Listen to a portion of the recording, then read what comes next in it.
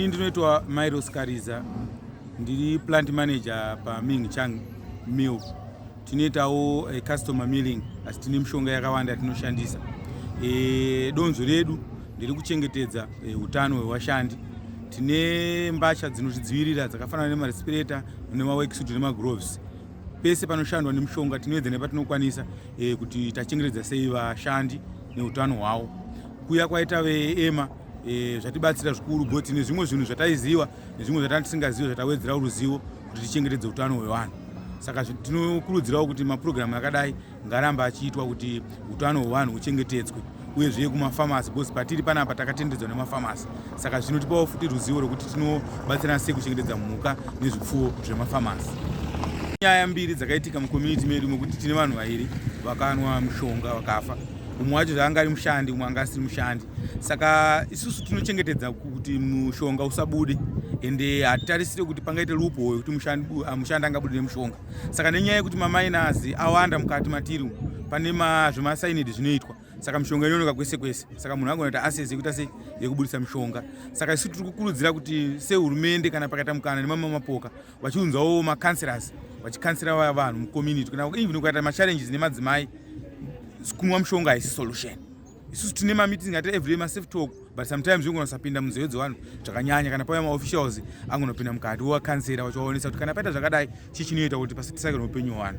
Takagumbuka mumba zvakafanana isusu tine varume mudzimba umu. Takagumburana mumbaka murume akunotora mushonga yokurima uye obva amwa bva akomoka. Koita saineti dziri kuwanika mumamaini akawandisa. Unoona mwana unosvika unotora saineti yakumwa akufa. Saka takutocha kuti tauri navadziru medu mudzimba umu. Muno mushonga wanyanya kuti kuwadza vanhu. Mushonga uri kuuraya vanhu. Ende ichokwadi hatida kunyema. Zviri kuitika muno hamusi munomeka makatowanda muri kuuraya vanhu nemushonga.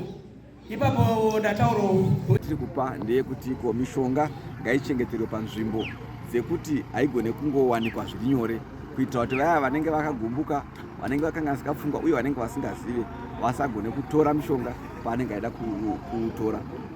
Saka tiri kuvati kana ari mumakambani ngaiswe mumasitoro, kana iri mudzimba ngainge iri nzvimbo dzayo dzinokiyiwa, kuitira kuti iko kana paine anenge ada kuutora zvinozozikamwa kunziko arikuda kutora mushonga uye arikuda kuushandisa chii.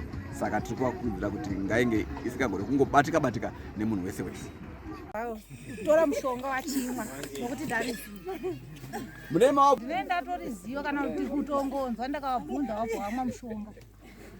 Kudana pachena kana kutaura tinochengeta zvinhu mumwoyo medu.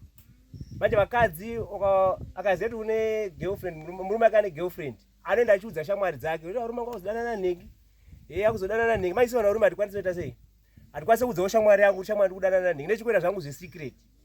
Saka pazvinozobuda manje usamuchena varume kuti wakazoda kuiswa pressure nemukadzi stereki haude zvokwanisa kuita sei, because vanhu unokuda kuti vanhu vese vasazvizive.